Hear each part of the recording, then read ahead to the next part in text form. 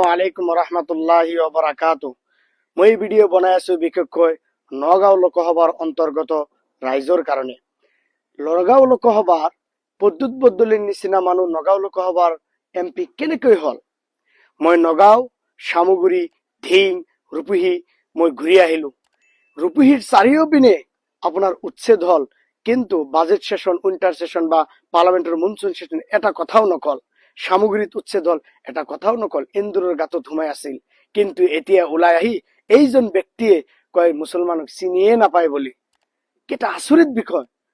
মই নগাঁও বসবাস কৰা সামগুৰি, ধিং, ৰূপহী সদৰত বসবাস কৰা মুছলমানসকলক ক'ব বিচাৰিম, নগাঁও লোকসভাতো মুছলিম ডমিনেটেড হয়। মুছলমান থকাৰ পিছতে এইজন ব্যক্তি সি বোলে চিনিয়ে নাপায়। কেনেকৈ দুবাৰ কৰি সেই MP হ'ব পাৰে নগাঁও লোকসভাৰ পৰা? আৰু এইজন ব্যক্তি ডাঙৰ ডাঙৰ কথা কৈ আছে। উচ্ছেদ হোৱাৰ পিছতে এটা কথাও নকয়। বাজেট সেশনতো কোৱা নাই, উইন্টাৰ সেশন, মনসুন সেশনতো কোৱা নাই এইজন ব্যক্তি। সেয়েহে মই নগাঁও লোকসভাৰ অন্তৰ্গত মুছলমান ৰাইজক ক'ব বিচাৰিম বিনম্ৰভাৱে, এতিয়াও সময় আছে। আমি এইসকল ব্যক্তিক বয়কট কৰিব লাগিব। ধুবুৰী লোকসভাৰ ৰাইজক মই অনুৰোধ কৰিম, গোৱালপাৰা, ধুবুৰী, আপোনাৰ মাইনকাছৰ বীৰ সিং জৰুৱা যে এনেকুৱা নিচিনা মানুহ আমি বয়কট কৰিব লাগিব। নগাঁও, সামগুৰি, ধিং, ৰূপহী, নগাঁও সদৰত মানুহক অনুৰোধ কৰিম, বিশেষকৈ মুছলমানক মই অনুৰোধ কৰিম, যিয়ে তোমাক 5 পইচাৰ দাম নিদিয়ে, মূল্য নিদিয়ে। এতিয়া কয় সি বোলে মুছলমানক চিনিয়ে নাপায়। এজন ব্যক্তি কি ডাইৰেক্ট কালি ক'লে মিডিয়াৰ সন্মুখত সি বোলে চিনিয়ে নাপায়।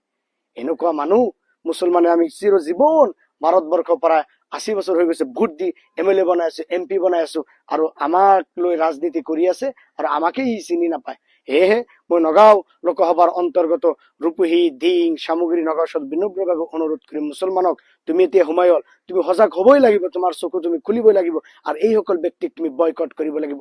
নিজৰ ৰাজহাৰ নিজে থিয় কৰি নিজে জীয়াই থকা শিকিব লাগিব। মুছলমানে ভাৰত সংবিধান তোমাকে অধিকাৰ দিছে, তোমাক অধিকাৰ দিছে জীয়াই থাকিবলৈ হলে কেনেকৈ ভাৰতত চলিব লাগিব। Article 1921 right to life with dignity তোমাক শিকাই গৈছে। মানুহৰ তলতলীয়া গোলাম হলে নহব, তুমি নিজৰ ভৰিত নিজে থিয় হব লাগিব। ভাৰতৰ সংবিধানে বাবা চাহেব আম্বেদকাৰ আমাক শিকাই থৈ গৈছে।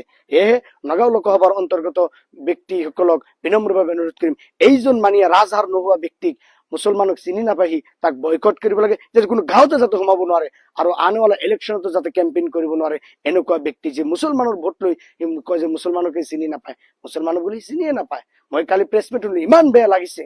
সেয়েহে নগাঁও লোকসভাৰ অন্তৰ্গত নগাঁও সদৰ, ৰূপহী, ধিং আৰু সামগ্ৰী বাসীক অনুৰোধ কৰিম, এই ব্যক্তিক আপোনাৰ বয়কট কৰিব লাগে, আৰু মুছলমান ৰাইজে তাক বয়কট কৰিব, কোনো গাঁৱতে যাতে সোমাব নোৱাৰে এইজন ব্যক্তি।